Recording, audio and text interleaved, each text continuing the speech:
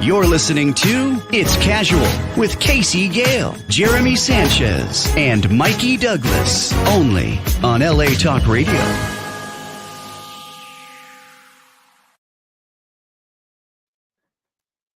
All right, we're back. Sorry, everybody. I plugged out something. I wasn't liking how it was going, so I'm a hater. We're back. So we're gonna get back where we left off. It's just casual again. Once again, we're gonna talk about Ineos owing Erik ten Hag anything. I mean, well, basically we left off saying with Gary Neville, Scholesy, and Keno basically went against him. You could say the media's going against him. You have players. The only people who are not against him in a weird, funky way, the players are saying that we are playing for him, but then they came out and said that allegedly they don't like the training, and they did said that they heard that he was going to get fired at the end of the season. Anyway, that also came out of the player's mouth. So what I'm saying is Ineos is bringing in change. We all know that. They're going to bring in a new director, new all this, new all that. Do they have the right to move on from Erik ten Hag? We could take it from there. Do they have the right? Yeah, they. Of course they do. I'm right, yeah. But okay. Will they? Is it more likely than not? I mean, I'd like to think no, because like I said, they would have taken a look at the situation and said, okay, here's the circumstances. Now, if he was playing with a fully fit squad and we were still losing stupid games, and the tactics and there was no sign of a playing style and, all these other things, if that was still the case, then I would say he's probably going to be gone before the end of the season. But again, speaking from Jim Ratcliffe's point of view, which I can't obviously, but he's no dummy. You don't amass a $20 billion plus fortune by being a dummy. So I think ultimately he is going to do what's best for the club, and, he will assess at the end of the season. And, you would think that he would take into account what's happened. I mean, that's go ahead, Jeremy. I was going to say, Mikey was going to say a point, but go ahead, Mikey. Jump in there, Mikey. You didn't get to talk for a minute. Yeah. I loved it too. Yeah, the show went dead when I stopped talking. We lost all our viewers. No, listen, real quick though. Does he have a right? Should they? No, right? But let's talk about these pundits real quick. Yeah, go on. Keane has lost his credibility a long time ago. Really? When he was doing when he was tap dancing for Ollie. And Ollie should stay, and these players are gonna get him sacked. What has changed between now and then? These are the same players, and he's not singing that tune. He's not saying that now. They're going after the coach that's not their buddy. Okay, so that's number one. They're not gonna do that to Ollie because that's my buddy. So once they weren't gonna be transparent with the guy that they played with for this club, I stopped listening to them when it comes to talking about outside of tactics or man-to-man management or whatever the case may be. So screw them. Now, to the question that you asked, do they have a right to? Yeah, they own the thing. They could do whatever the hell they want to do. But at the same time, it still remains true. These players are going to be the reason he gets sacked. They're going to see and they say, hey, these guys aren't reacting to you. And if these guys can't react to you, how can we expect you to coach at a higher level, right? That's what you do. You only go off your last performance. He's making his resume right now. And these players aren't giving a good account of themselves and aren't reflecting well on the coach. And we'll get him sacked. So once again, it just goes down to these fucking players. These Mikey, players are bad.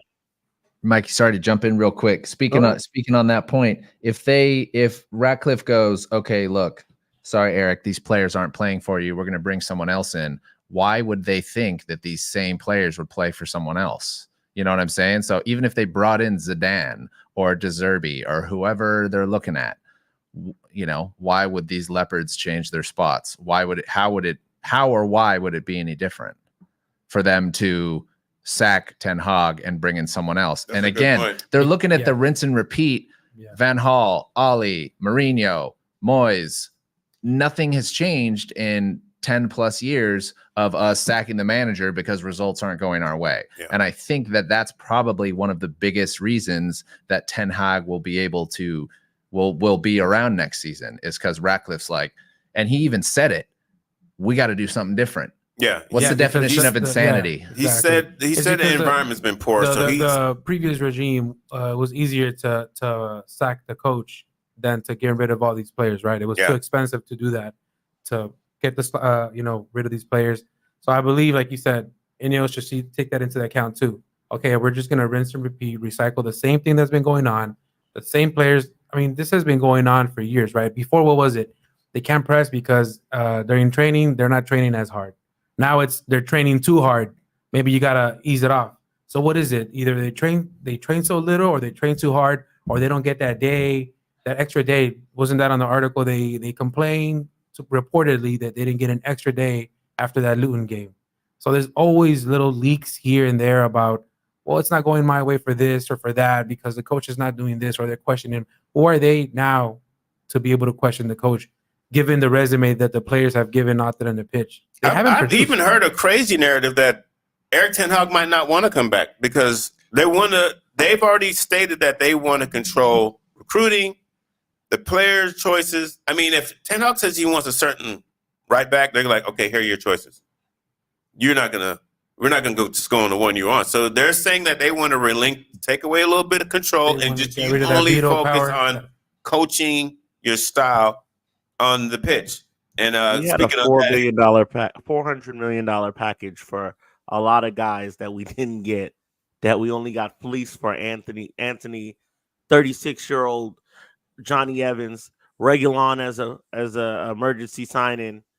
Everybody wanted Amrabat, me included. I'm in that group too. I wanted Hood Onana Link, was right? wanted. I wanted him needed. too. I wanted him. Yeah. You know, we had $400 million to spend, and we decided we didn't get Kim Min Jae, we didn't get Harry Kane, we didn't get Todibo, we didn't get Gravenberch, we didn't get All Gakpo, those we didn't get none of these guys. Yeah, we didn't get So- any of them. Well, Gravenberch's having a rough start at Liverpool. How's Cody Gakpo? He's fallen off. He's Yeah, but decent.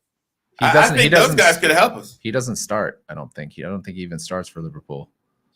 Mark says that we He's saw decent. He signs has of more a playing goals than most of our players, so he's doing better than the guys that we have. Right. Read what Mark said for me. I can't read. Mark says we saw signs of the playing style last season.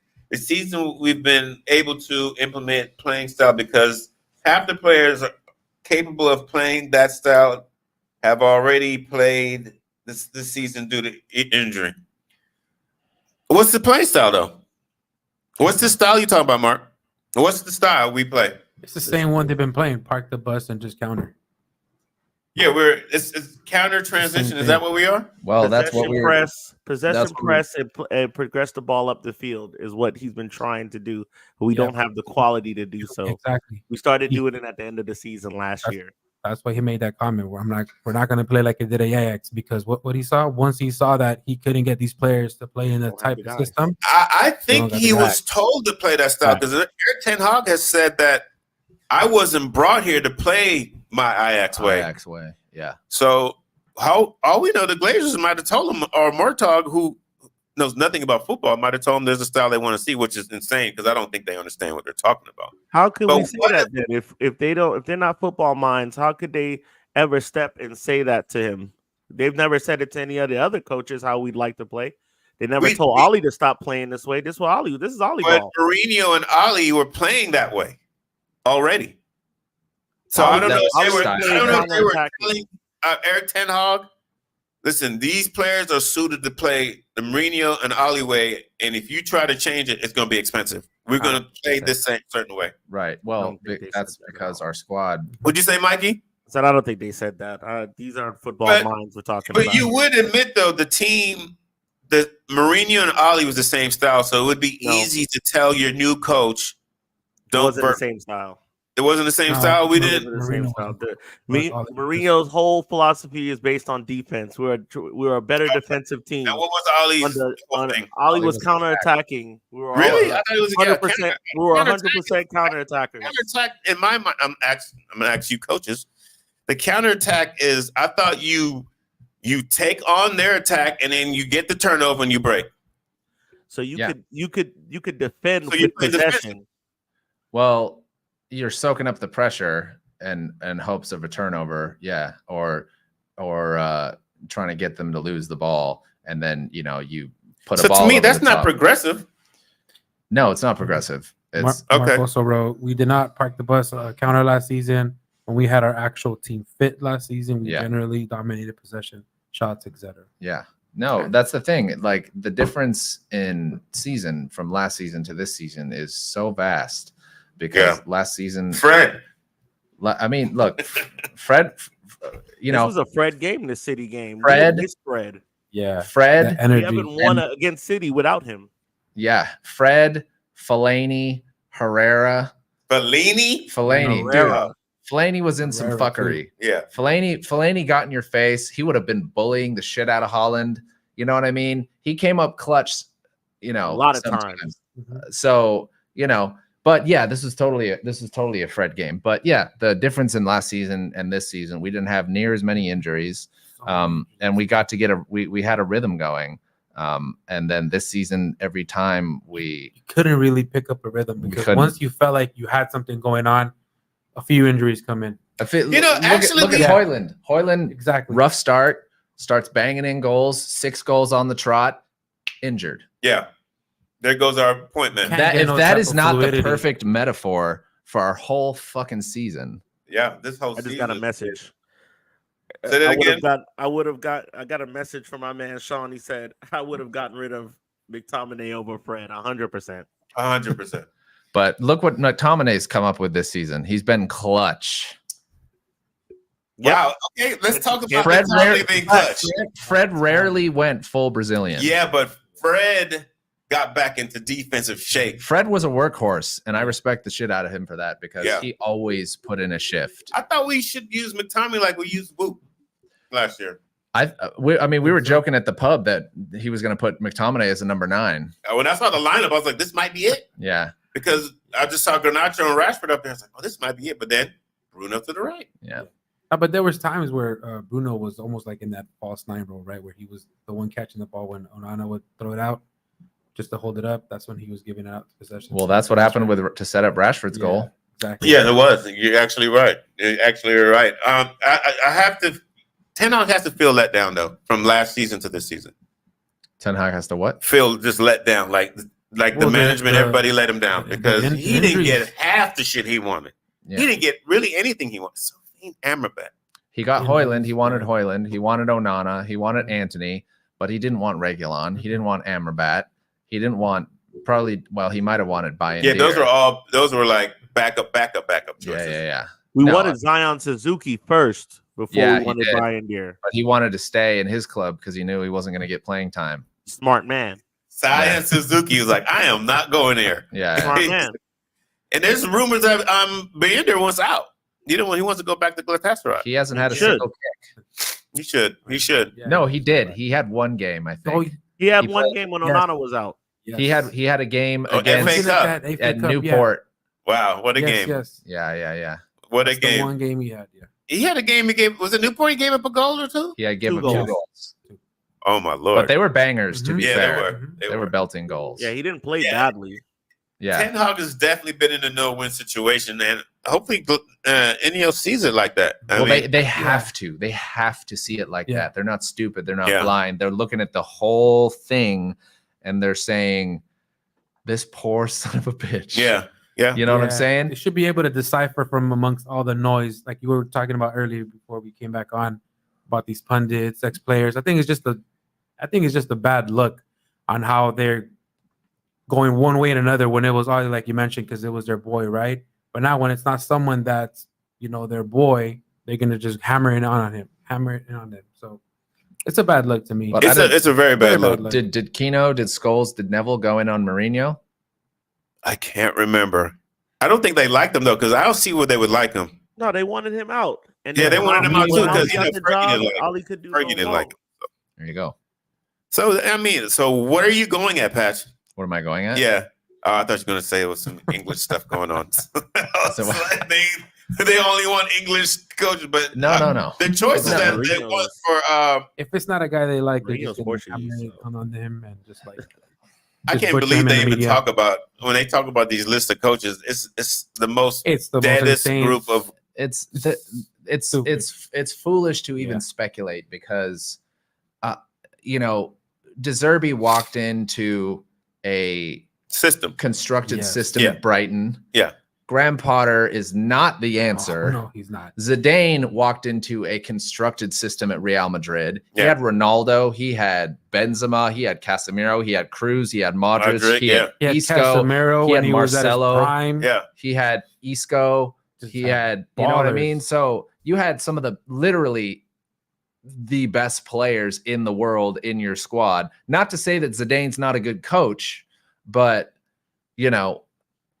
What much of a tactics do you have to implement in a squad like You that? just got to right? keep people happy. Exactly. You're just managing egos at that point. You're managing egos. Yeah. you got Ronaldo well- in your squad for fuck's sake. But they have to respect you coming in that locker room too, though. I mean, You can't. he has Well, that respect. sure. He has that cachet, right? Doesn't he have that gravitas because he He's was a also world-class he also player? looks like he's just perpetually pissed. Yeah. Like he looks like he could be, in a Jason Statham. That's What were you saying, Mikey?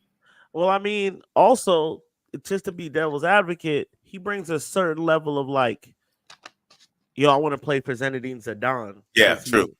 Yeah, He's, yeah. he's, But a, do you- he's a but he's a does he world even want to champion. coach? He's done He it didn't on wanna both be in ends. England. he doesn't want to be in England. No, he's waiting for that. I've done it on both ends. And when I was growing up, I was watching that guy.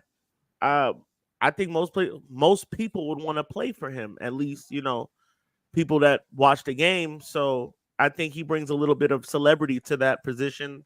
That would it'd be exciting. It would sell tickets. It would sell more tickets. If Mark anything. says the difference has been the insane amount of injuries. Yeah, we're gonna, and the most important players. Yeah, we've lost our most important players. Simple as that for me. It's not the only factor, but it's by far the biggest.